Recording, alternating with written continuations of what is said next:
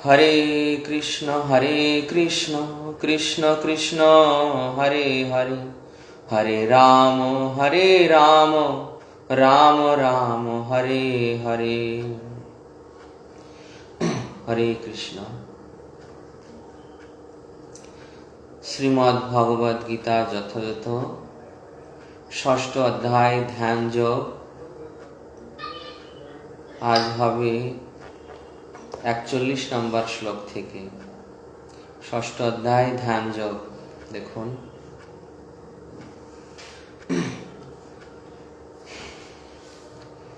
গত ক্লাসে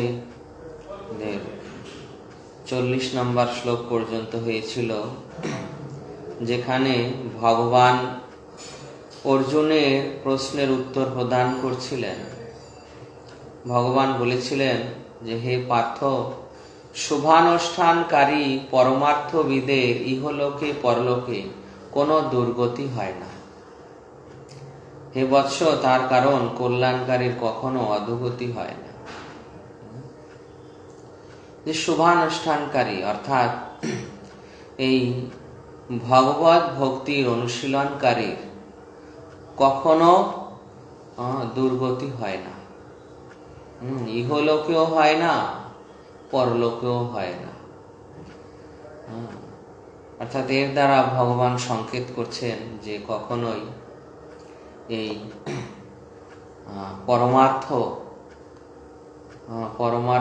বা পরমার্থী কার্যক্রম কখনোই অবহেলা করা উচিত নয়, কখনোই ত্যাগ করা উচিত নয়। 41 নম্বর শ্লোক। প্রাপ্য পুণ্যকৃতম লোকান্নুষিতা শাশ্বতী সমা শুচিনাম শ্রীমতাম গেহে যোগভ্রষ্টভিজায়তে।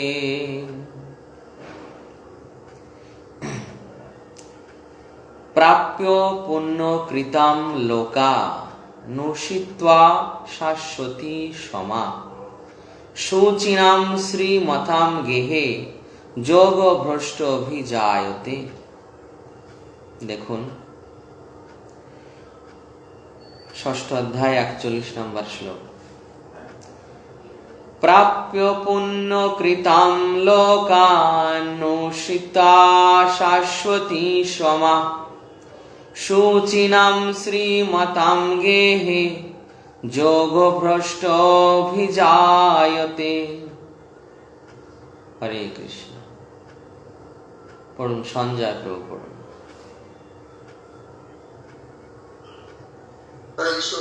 হরে কৃষ্ণ।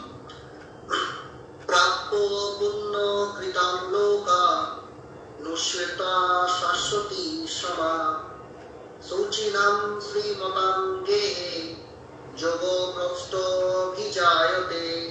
হরে কৃষ্ণ। ওকে, তপতি মাতাজি। হরে কৃষ্ণ। প্রণাম।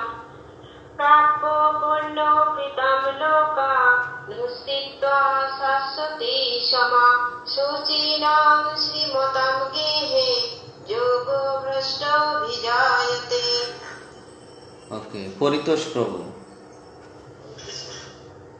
হরে কৃষ্ণ প্রভু। হরে কৃষ্ণ। প্রাপ্য পুণ্য কীর্তন লোকানুষ্ঠিতা শাশ্বতী সমা শুচিনাং শ্রীমতাং গেহে যোগভ্রষ্ট অভিজায়তে। যোগভ্রষ্ট অভিজায়তে।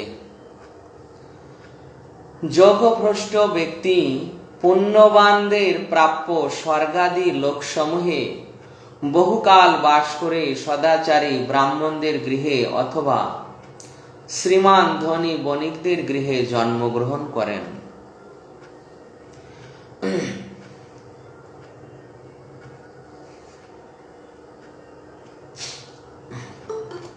এই শ্লোকে বর্ণন করছেন ভগবান যে যোগভ্রষ্ট ব্যক্তি। যোগভ্রষ্ট মানে,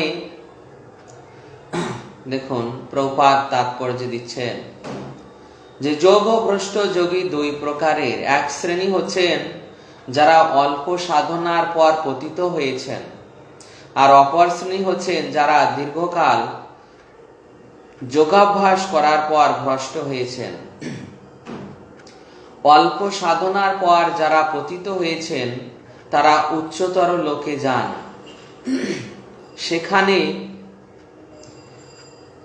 পুণ্যবানেরা প্রবেশ করার অধিকার লাভ করেন।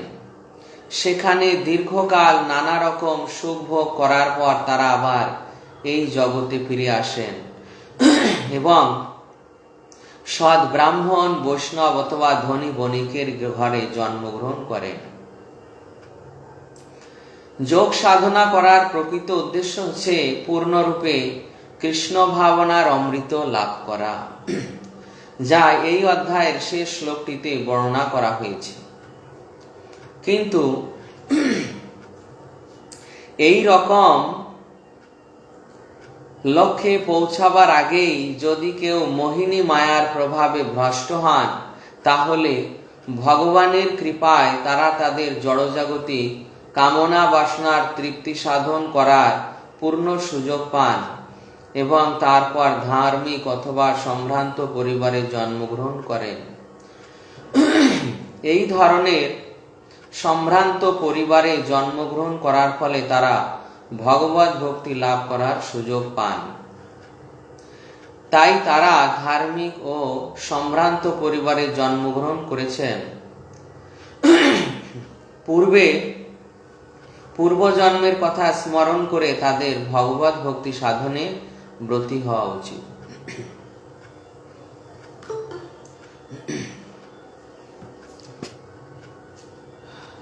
দেখুন, ভগবান বলেছেন যে যোগ ভ্রষ্ট ব্যক্তি তিনি স্বর্গলোকে বহুদিন বাস করার পর সদাচারী ব্রাহ্মণদের গৃহে অথবা শ্রীমান ধনী বণিকদের গৃহে জন্মগ্রহণ করেন। অতএব যারা ভগবত ভক্তিতে যুক্ত হয়েছে, যেটা ভগবান আগে বলেছেন যে ইহলোকে পরলোকে তাদের কোনো দুর্গতি হয় না, তো ভগবান আবারও সেই কথার গুরুত্ব আরোপ করে বলছেন যে এই প্রকার যারা এই জগতে এই প্রকার পারমার্থিক অনুশীলনের সঙ্গে যুক্ত তথা কৃষ্ণ ভক্তির সঙ্গে যুক্ত, তাদের যদি কখনো পতন হয়, দুই প্রকারের পতন দেখানো হয়েছে। অল্প সাধনার পর আর দীর্ঘকাল যোগ অভ্যাস তথা ভক্তি যোগের অভ্যাস করার পর যদি কেউ ভ্রষ্ট হন, তাহলে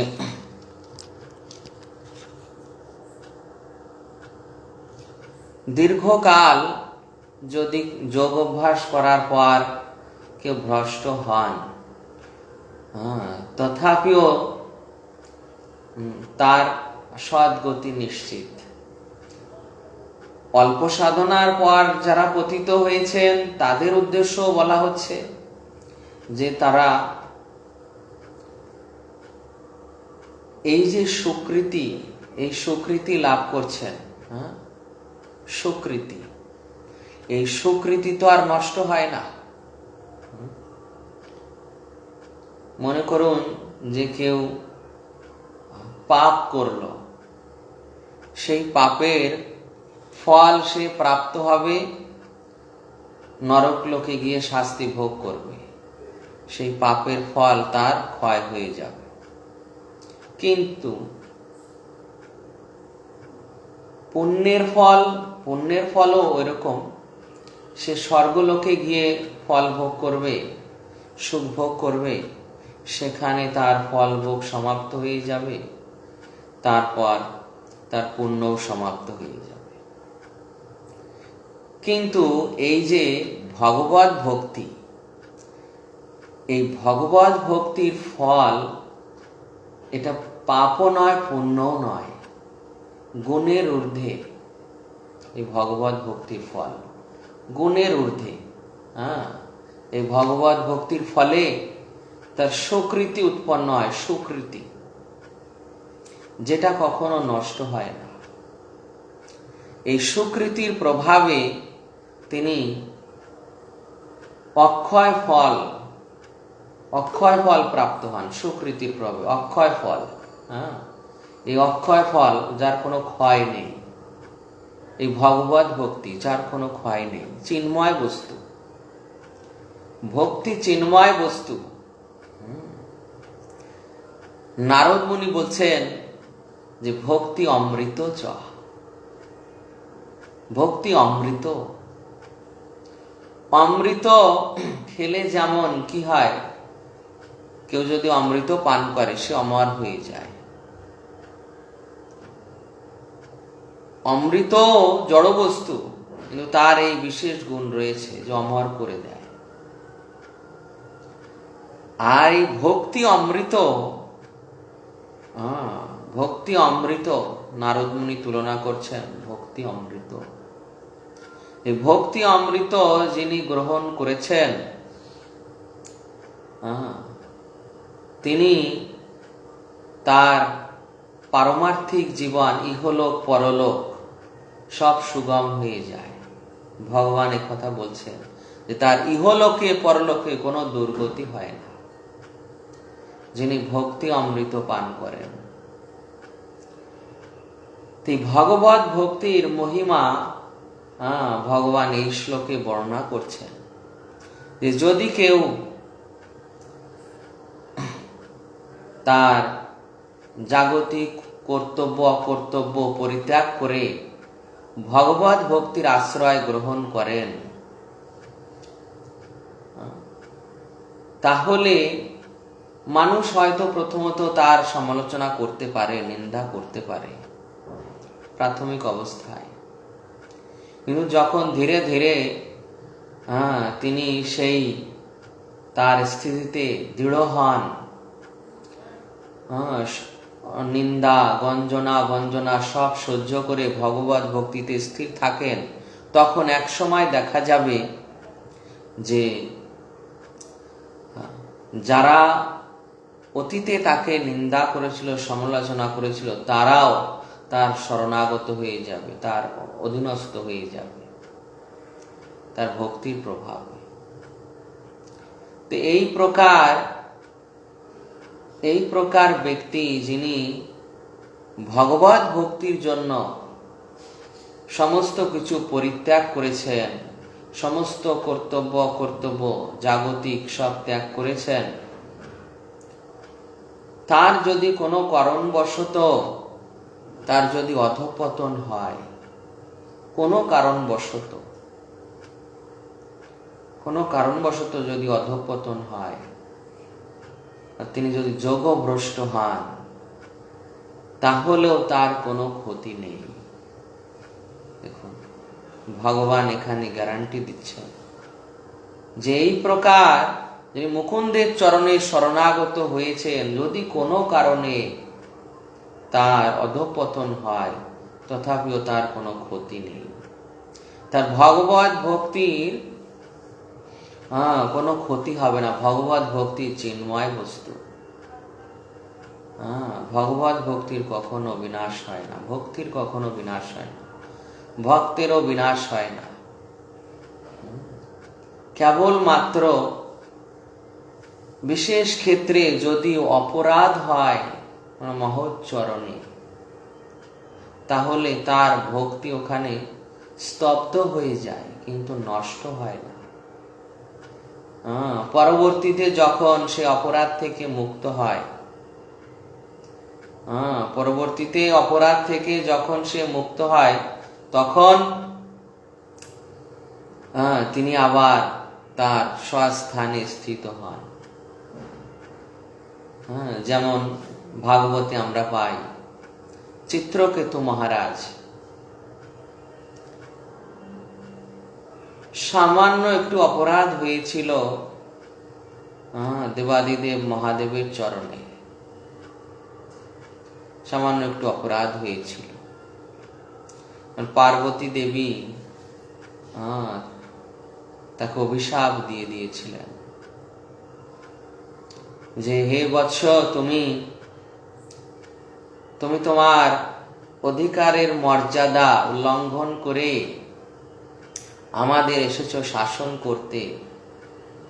তুমি কি সেই দণ্ডধারী প্রভু? তুমি কি শিবকে শাসন করার ক্ষমতা প্রাপ্ত হয়েছ বা ক্ষমতা রাখো? তুমি শিবকে শাসন করতে এসেছ, আমাদের অন্যায়ের দণ্ডদান করতে এসেছ হে বৎস। তুমি মর্যাদা লঙ্ঘন করেছ, অতএব তুমি হে বৎস, তুমি ভগবানের পাদপদ্মে আর থাকার যোগ্য নও। তুমি অসুর কুলে জন্মগ্রহণ করো। পার্বতী দেবী অভিশাপ দিয়েছিলেন, অসুর কুলে জন্মগ্রহণ করো।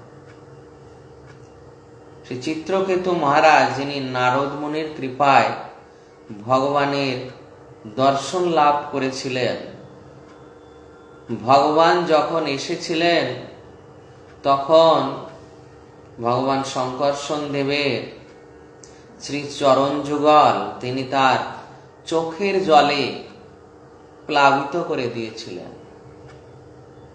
ভগবান সন্তুষ্ট হয়ে তাকে তার বৈকুণ্ঠ বিমান এবং যক্ষ লোকের অধিকারী পদ প্রদান করেছিলেন।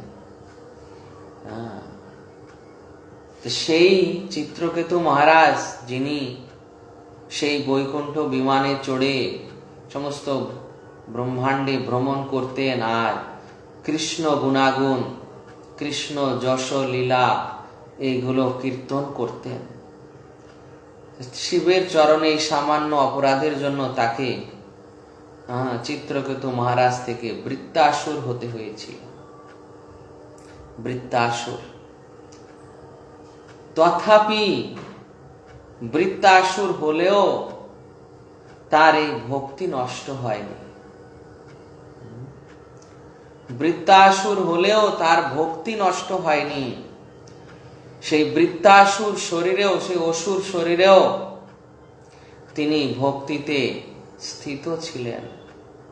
তার ওই ভক্তি দেখে স্বয়ং দেবরাজ ইন্দ্র পর্যন্ত বিস্মিত হয়ে তার সঙ্গে যুদ্ধ ত্যাগ দিয়েছিলেন, যে এ তো বৈষ্ণব, মহাভাগবত। এ অসুর শরীর প্রাপ্ত হয়েছে ঠিকই, কিন্তু এ মহাভাগবত। দেবরাজ ইন্দ্র স্বয়ং তার এই মন্তব্য প্রদান করেছিলেন যে মহাভাগবত। যুদ্ধক্ষেত্রে এসে ভগবানের উদ্দেশ্যে যে স্তুতি করছিলেন, তাতে দেবরাজ ইন্দ্র বিচার করলেন এ মহাভাগবত বৈষ্ণব, আমি একে বধ করব না, আমার পক্ষে একে বধ করা সম্ভব হবে না, বধ করলে আমার অপরাধ হবে।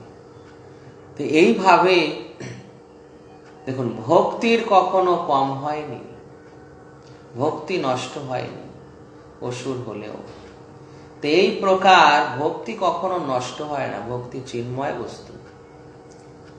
ভগবান ওখানে বলছেন, যা যোগ ভ্রষ্ট হয়েছে, যদি সে অল্প পরিমাণে ভক্তি করেছে, তথাপিও তার অকল্যাণ হবে না, অমঙ্গল হবে না। তার জন্য ভগবান বলছেন যে সে এই জন্মের পর, এই যে যোগ ভ্রষ্ট হলো, ভক্তি করতে করতে কোনো কারণে ভ্রষ্ট হলো, তার মৃত্যুর পর সে স্বর্গাদি লোকে বহুকাল বাস করার সুযোগ পাবে। স্বর্গলোকে বাস করার সুযোগ পাবে, স্বর্গলোকে থাকার, সেখানে সুখ ভোগের সুযোগ পাবে। পরবর্তীতে তিনি আবার ধনী বণিকের গৃহে বা সদাচারী ব্রাহ্মণদের গৃহে জন্মগ্রহণের সুযোগ পাবেন। কেন এই সুযোগ দিচ্ছেন ভগবান? দেখুন, কেননা সে ভক্ত ছিল, সে ভগবানের পাদপদ্মে ভক্তি করেছে, আর ভগবান তা মনে রাখেন। কেউ যদি কোনো কালে, কোনো সময়ে সামান্যতম ভক্তি করেন, ভগবান তা মনে রাখেন। ভগবানের বিশেষত্ব, ভক্তির বিশেষত্ব, যে কেউ যদি কোনো কালে, কোনো সময়ে, কোনো দিন ভক্তির একটু অঙ্গ অনুশীলন করেছেন, ভক্তি করেছেন, ভক্তিতে যুক্ত হয়েছেন, ভগবান তা মনে রাখেন। অন্য কেউ মনে না রাখতে পারলে কি হবে? অন্য কেউ রাখুক বা না রাখুক, যদিও হিসাব থাকে, হিসাব থাকে, কিন্তু দেখা যায় দেব দেবীদের প্রতি যদি কেউ এই প্রকারই করে, তারা মনে রাখেন না, তারা মনে রাখেন না, তারা গুরুত্ব দেন না। কিন্তু ভগবান, তার প্রতি ভক্তিকে তিনি মনে রাখেন। যেমন দেখুন, একজন ভরতবংশীয় রাজা মুচুকুন্দ মহারাজ, মুচুকুন্দ মহারাজ এই মথুরার কিছু দূরে ভাগলপুরে তার গুফা রয়েছে, যেখানে তিনি শয়ন করেছিলেন। এই মুচুকুন্দ মহারাজ, তিনি যখন এই ভারতবর্ষের এক সময় রাজা ছিলেন, তখন দেবলোক থেকে তাকে নিতে এসেছিলেন। এই লোকে থাকাকালীন তিনি ভগবানের ভক্তি করতেন, ভগবানের আরাধনা করতেন। তিনি এত প্রভাবশালী রাজা, তাই তাকে নিতে এসেছিলেন স্বর্গলোক থেকে, কেন স্বর্গলোকে অসুরদের উৎপাত হয়েছিল।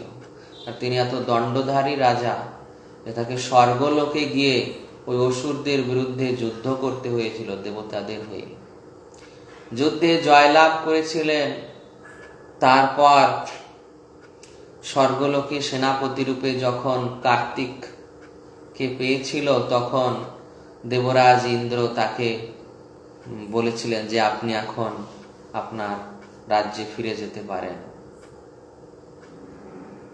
মুচুকুন্দ মহারাজ তার রাজ্যে ফিরে যেতে চেয়েছিলেন, কিন্তু যে স্বর্গের লোকে তিনি এতদিন ছিলেন, যুদ্ধ করেছিলেন, ওদিকে তার রাজ্য আদি সব, মানে সেই সময়ের ব্যবধানে সকলে তারা দেহত্যাগ করেছিল।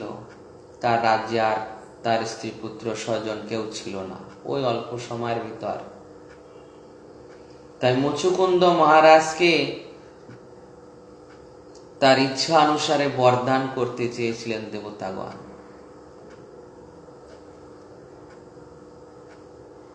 তিনি যখন জানতে পারলেন তার পরিবারে আর কেউ নেই, তখন তিনি বললেন যে ঠিক আছে, আমার পরিবারে তো কেউ নেই, আমি এখন তাহলে নিদ্রামগ্ন হতে চাই, আমার শয়নের ব্যবস্থা করুন। আমি এতদিন যাবত এই আপনাদের জন্য যুদ্ধ করেছি, আর এখন আমাকে নিদ্রার ব্যবস্থা করুন।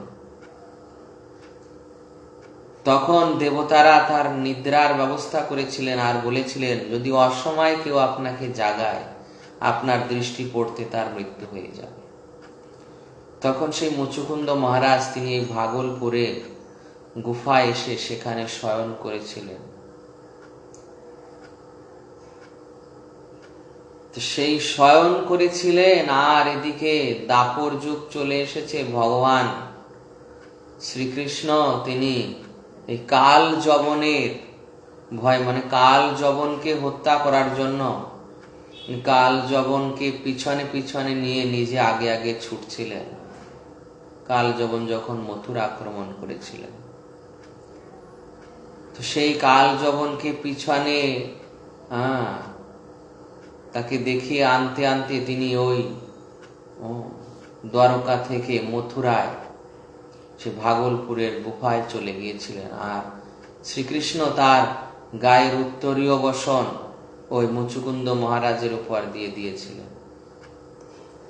কাল যবন এসে দেখছে আমাকে এইভাবে হয়রানি করে কৃষ্ণ এখানে শয়ন করে আছে। কাল যবন ওই শয়ন অবস্থায় লাথি মেরেছে।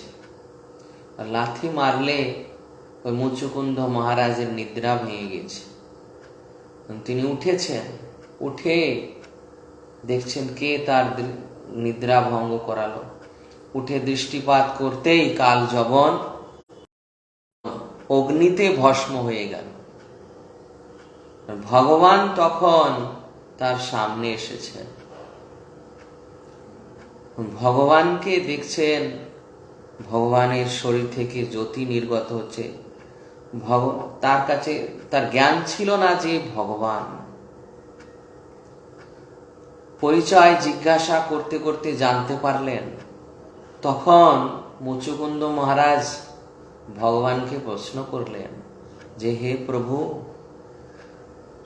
আমি তো নিদ্রামগ্ন হয়েছিলাম, আমার জানা মতে আমি তো কোনো ভক্তি করিনি। আমি তো কোনো ভক্তি করছিলাম না, নিদ্রামগ্ন তমগুণী ছিলাম। কোন সৌভাগ্যের জন্য আপনি আমাকে দর্শন দান করেছেন?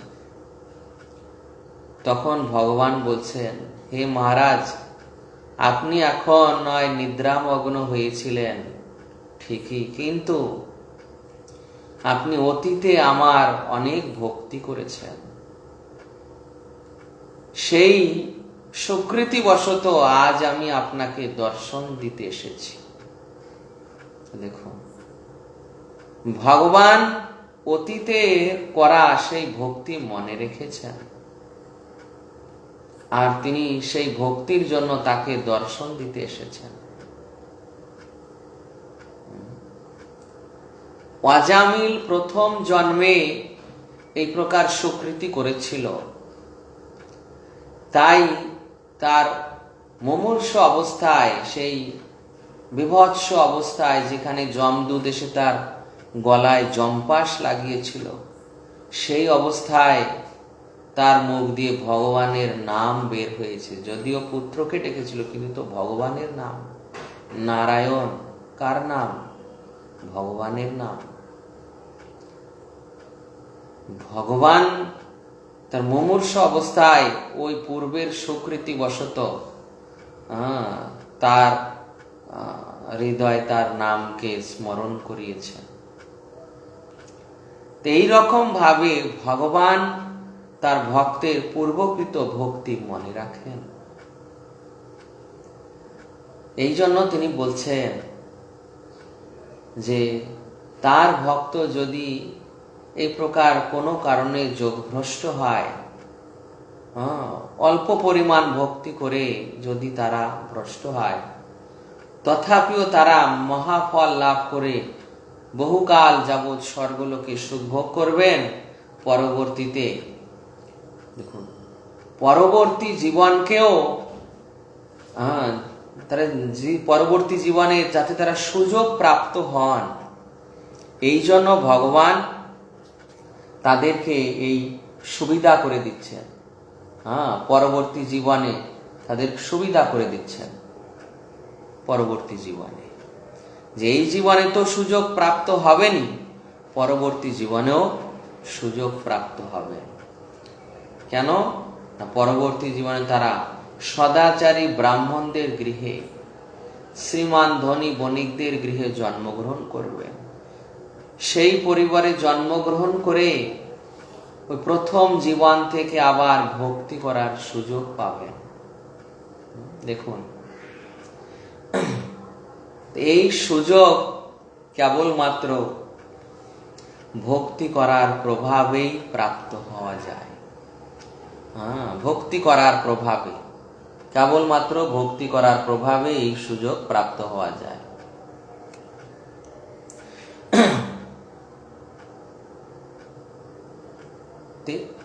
অন্যদের জন্য এই সুযোগ পাওয়া কঠিন। অন্যদের জন্য, কেননা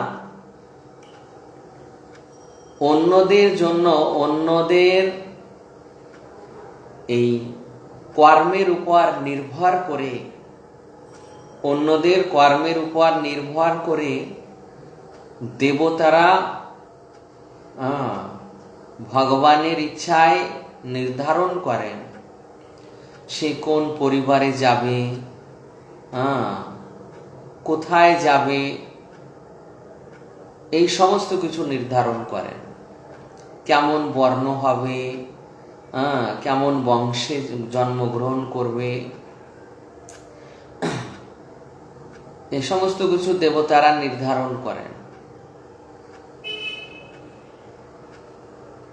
কিন্তু এই ভক্তি যারা করেন তাদের জন্য ভগবান নির্ধারণ করে রেখেছেন। যারা ভক্তি করেন তাদের জন্য ভগবান নির্ধারণ করে রেখেছেন। এখানে অন্য কারো হস্তক্ষেপ হয় না। এখানে অন্য কারো হস্তক্ষেপ হয় না, এখানে ভগবান করে রেখেছেন। যেই প্রকার কেউ যদি যোগভ্রষ্ট হয় সে স্বর্গলোকে যাবে, সুখভোগ করবে দীর্ঘদিন, তারপর সৎ ব্রাহ্মণ, বৈষ্ণব অথবা ধনী বণিকের গৃহে জন্মগ্রহণ করবেন। বাল্যকাল থেকে তারা পুনরায় সেই ভক্তি করার সুযোগ পাবেন। দেখুন, কারো জন্ম হচ্ছে বস্তিতে, নোংরা স্থানে, কারো জন্ম হচ্ছে খারাপ পরিবারে, মানুষ হয়েও কারো জন্ম হচ্ছে অরাজক স্থানে, অসংস্কৃত পরিবারে, অধার্মিক পরিবারে, গৃহমেদী পরিবারে, জাগতিক পরিবারে, যেখানে ভগবানের সঙ্গে কোনো সম্পর্ক নেই। এইরকম পরিবারে কারো জন্ম হচ্ছে, আর কারো জন্ম হচ্ছে দেখুন সৎ বৈষ্ণব কুলে, ব্রাহ্মণ কুলে।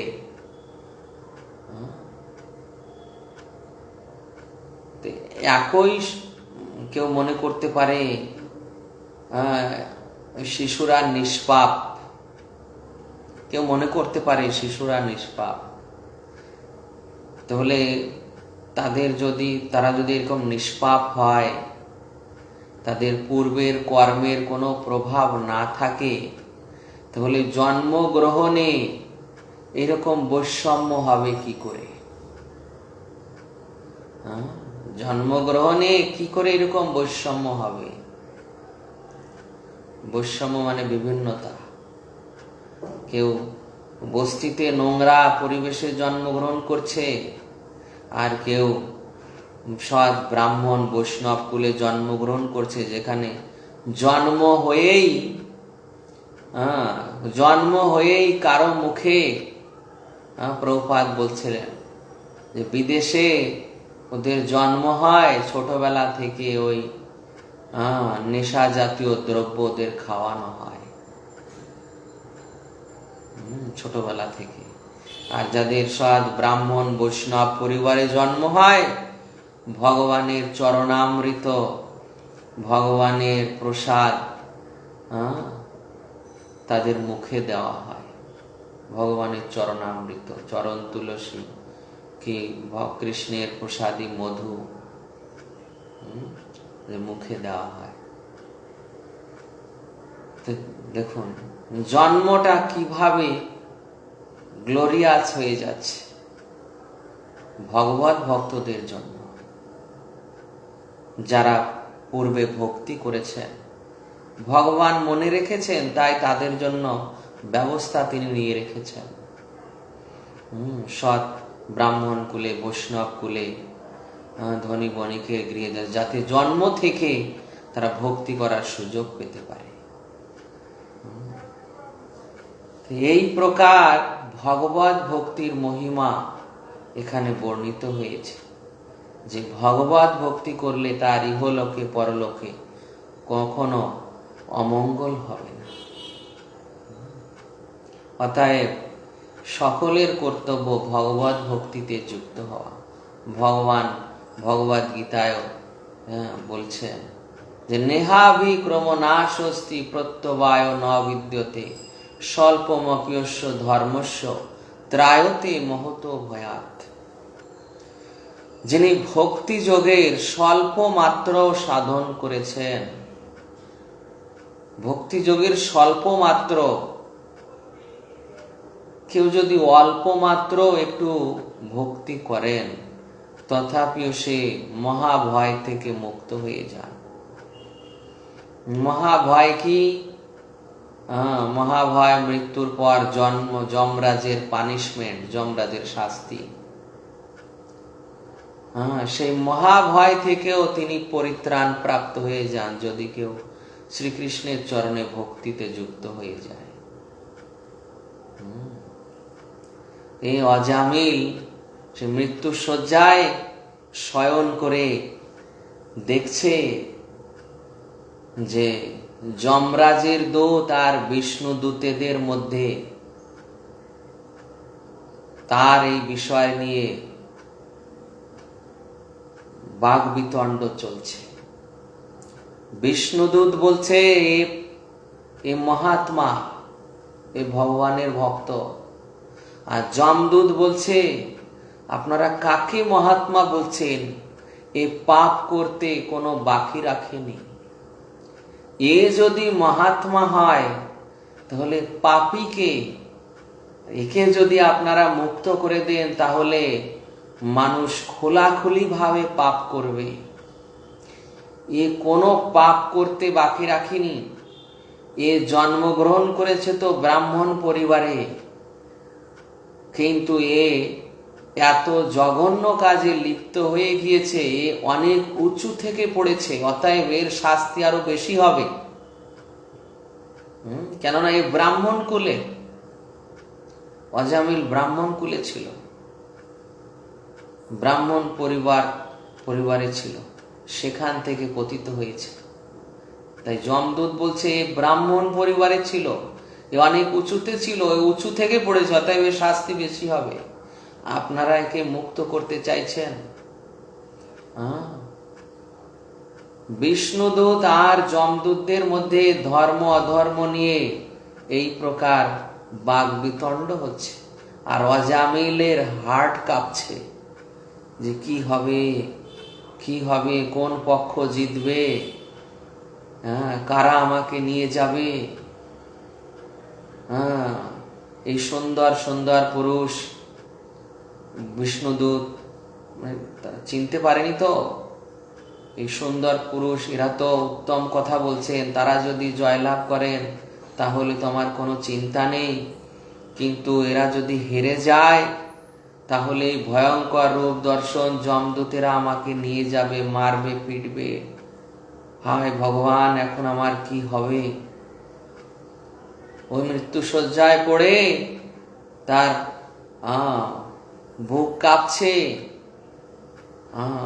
আর চিন্তা করছে কোন পক্ষ জিতবে, কোন পক্ষ জিতবে। এখন ওই অবস্থায় তার হার্ট কম্পন হচ্ছিল, ভয় পাচ্ছিল। বিষ্ণুদূত তারা ধর্ম অধর্মের প্রশ্ন জিজ্ঞাসা করে যমদূতেরা ঠিক ঠিক উত্তর দিয়েছেন। তখন পরম ধর্মের প্রশ্ন জিজ্ঞাসা করেছেন বিষ্ণুদূতেরা, তখন তারা আর পরম ধর্মের উত্তর দিতে পারেনি।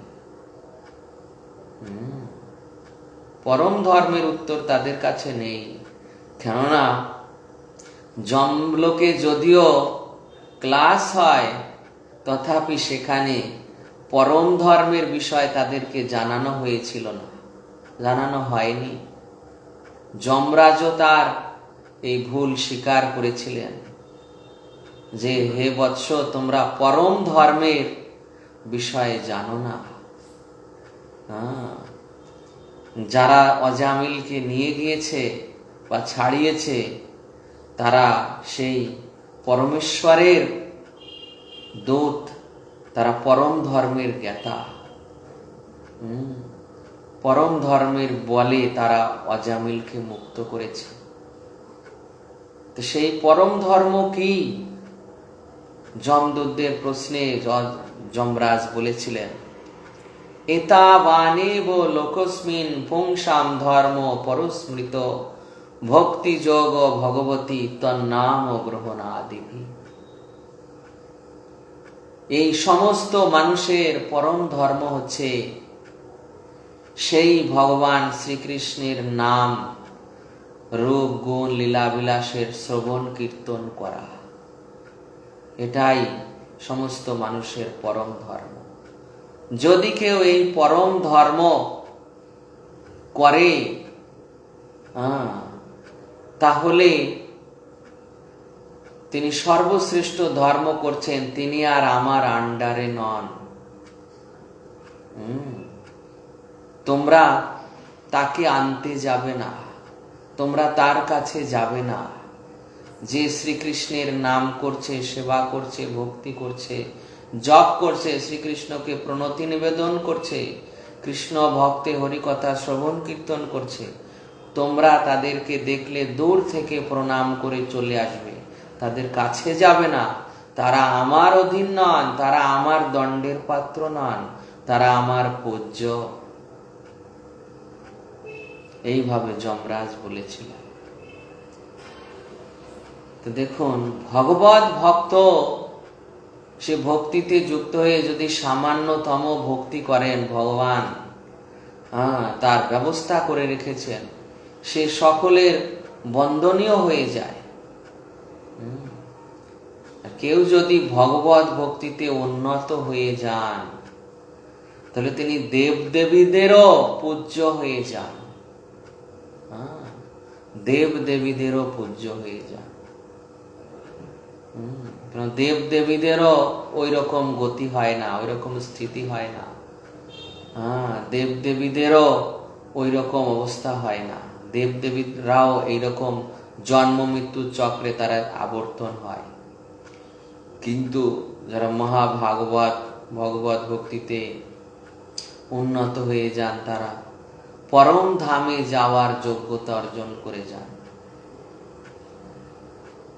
ভগবান এই ব্যবস্থা করে রেখেছেন। যেই তার ভক্তি করবে, তার কখনো অধঃপতন হবে না, বা অধোগতি হবে না, অধোগতি হবে না। পরবর্তী শ্লোক।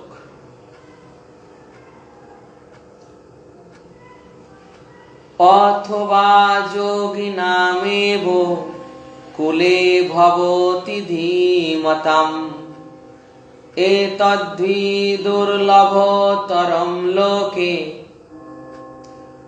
এতদ্ভি দুর্লভতরম লোকে জন্ম যদীদৃশম। অথবা যোগী নামেব কুলে ভবতি ধীমতাম এতদ্ভি দুর্লভতরম লোকে জন্ম যদীদৃশম। অথবা যোগী নামেব কুলে ভবতি ধীমতাম এতদ্ভি দুর্লভতরম লোকে জন্ম যদীদৃশম। ওকে, রূপালী মাতাজি পড়ুন। হরে কৃষ্ণ। অথবা যোগী নামেব কুলে ভবতি ধীমতাম এতদ্ভি দুর্লভতরম লোকে জন্ম যদীদৃশম। ওকে, শিলা মাতাজি। হরে কৃষ্ণ, প্রণাম প্রভু। হরে কৃষ্ণ। অথবা যোগী নামেব কুলে ভবতি ধীমতাম এতদ্ভি দুর্লভতরম লোকে জন্ম যদীদৃশম। ওকে, হরে কৃষ্ণ। সুনয়না মাতাজি। হরে কৃষ্ণ প্রভু, দণ্ডবত প্রণাম। হরে কৃষ্ণ। অথবা যোগী নামেব কুলে ভবতি ধীমতাম এতদ্ভি দুর্লভতরম লোকে জন্ম যদীদৃশম। হরে কৃষ্ণ। হরে কৃষ্ণ।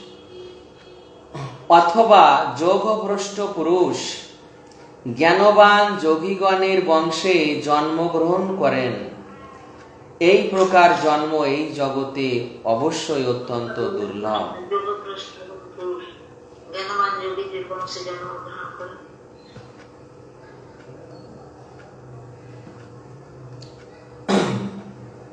এই শ্লোকে ভগবান যোগী এবং পরমার্থবাদী সাধকের কুলে জন্ম হওয়ার প্রশংসা করেছেন। কারণ এই কুলে জন্ম হওয়ার ফলে জীবনের শুরু থেকেই পরমার্থ সাধনের প্রেরণা লাভ করা যায়, বিশেষ করে আচার্য বা গোস্বামী পরিবারে জন্ম হওয়ার ফলে। পরম্পরা এবং শিক্ষার প্রভাবে এই কুল বিদ্বান ও ভক্তিযুক্ত হয়, তাই তারা গুরুপদ প্রাপ্ত হন। ভারতবর্ষে এইরকম বহু আচার্য পরিবার আছে, কিন্তু যথেষ্ট শিক্ষা ও সংযমের অভাবে তারা অধঃপতিত হয়েছে। ভগবানের কৃপার ফলে কোনো কোনো পরিবারে পুরুষানুক্রমে সাধক উৎপন্ন হয়। এই রকম পরিবারে জন্ম লাভ করার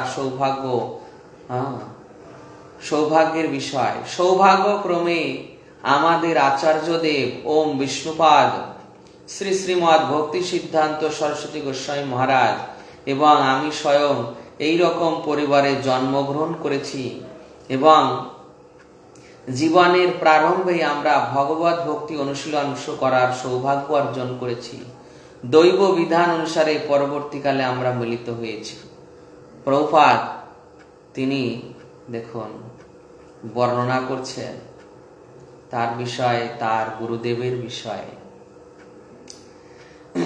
যে ভগবান যে কথা বলেছেন যে যোগভ্রষ্ট পুরুষ তিনি যোগীগণের বংশে, যোগীগণের বংশে মানে ভক্তগণের বংশে, যোগীগণ মানে বৈষ্ণব কুলে, আচার্য কুলে, গোস্বামী কুলে,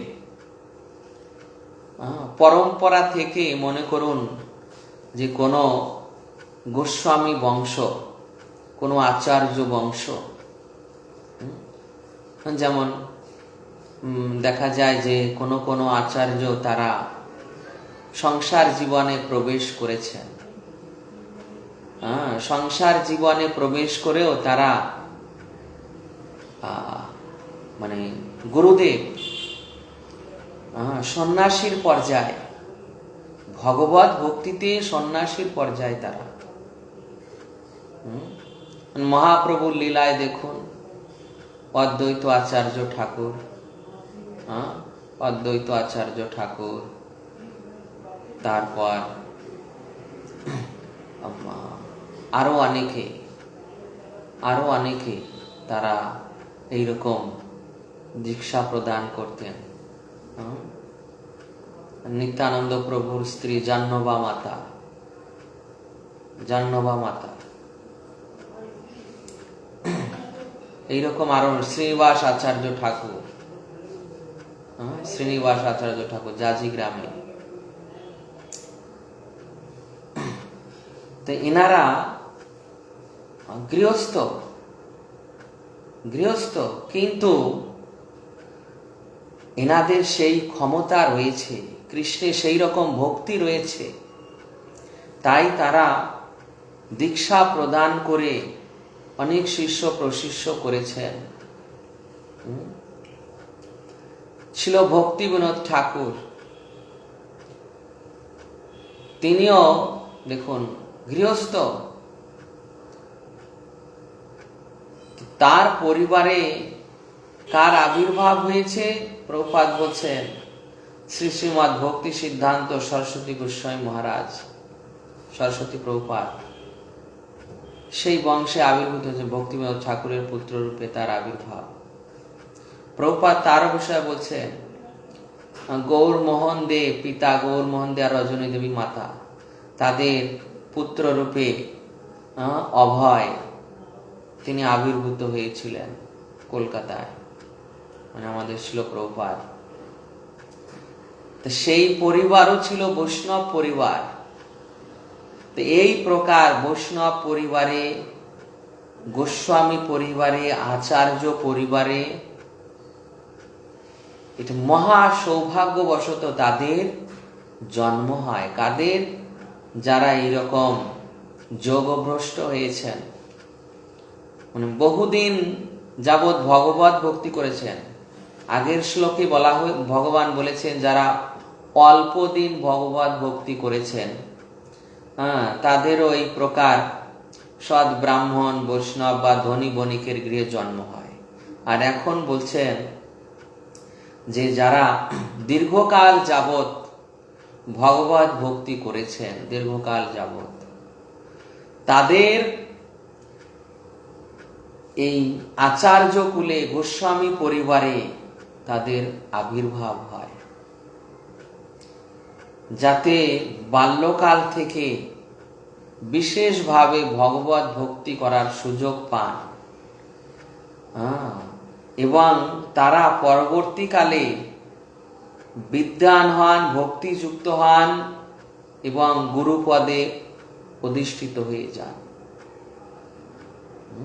পরবর্তীতে তারা গুরুপদ প্রাপ্ত হন।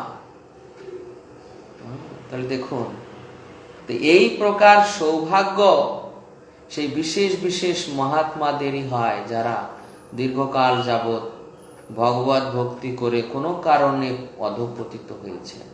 এই জন্য ভগবত ভক্ত যদি অধঃপতন হয় তার, তথাপিও তাকে কখনো সমালোচনা নিন্দা করা উচিত নয়। কেননা কোনো কারণবশত যদিও অধঃপতন হয়েছে, কিন্তু তার ভক্তি নষ্ট হয়নি, ভক্তি নষ্ট হয়নি। ভক্তি কখনো নষ্ট হয় না। পরবর্তীতে তিনি আবার সেই পদে অধিষ্ঠিত হয়ে যাবেন। ভগবান তার ব্যবস্থা করে রেখেছেন। আচার্য কুলে তার জন্ম হবে, গোস্বামী পরিবারে জন্ম হবে, পরবর্তীতে উন্নতভাবে ভগবত ভক্তির সুযোগ পাবেন, ভক্তি শাস্ত্র গ্রন্থ অধ্যয়নের সুযোগ পাবেন, বিদ্বান ভক্তিযুক্ত হওয়ার সুযোগ প্রাপ্ত হবেন, পরবর্তীতে গুরু পদে অধিষ্ঠিত হতে পারবেন। এই প্রকার জন্ম অত্যন্ত সৌভাগ্যের বশেই হয়।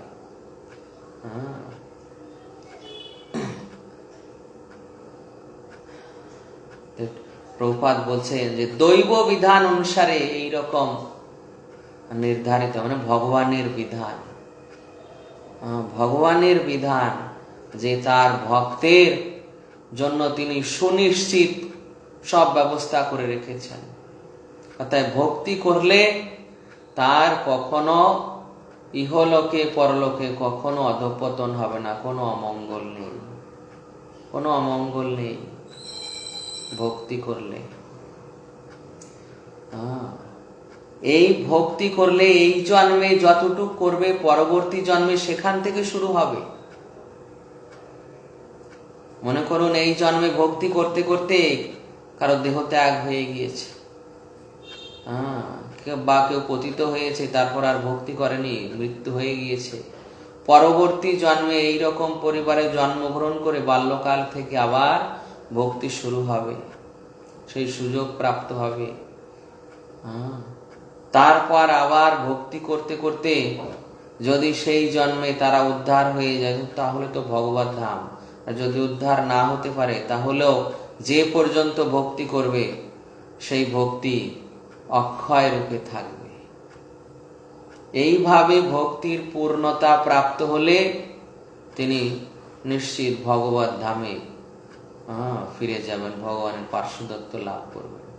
তাহলে দেখুন, এই যে ভক্তি, এটা অক্ষয়, এর কখনো ক্ষয় হয় না।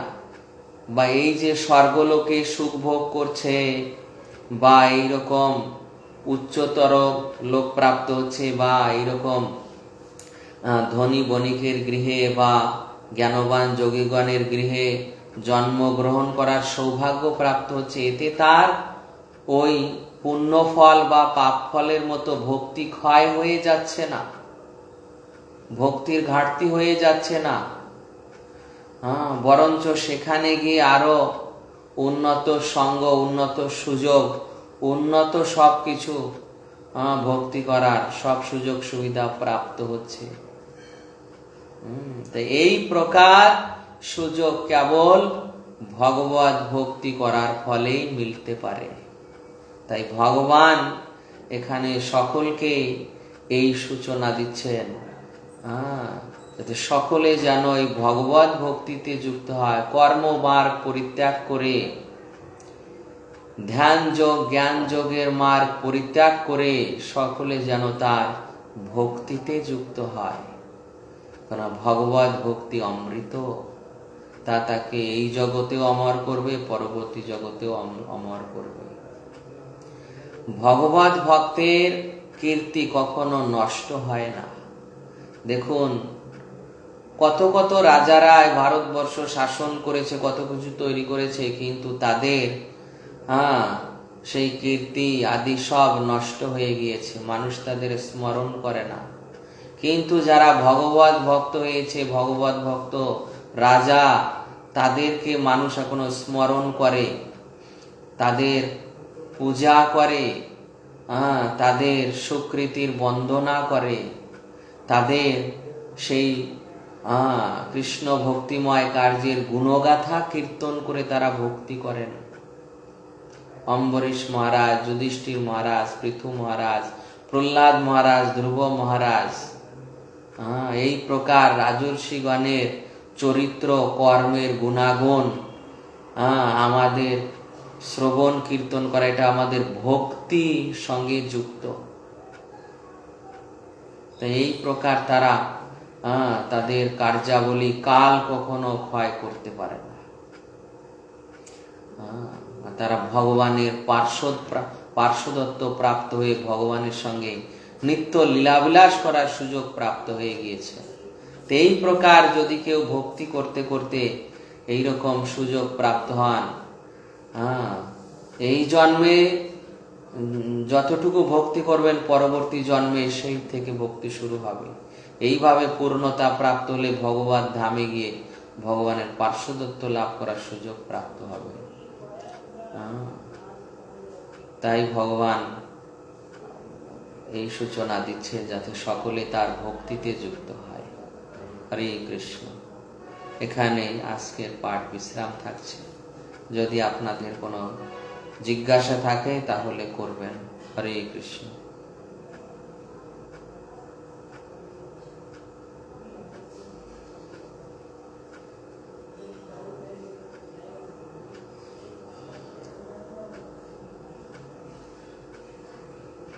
গোরাচাঁদ প্রভু বলুন।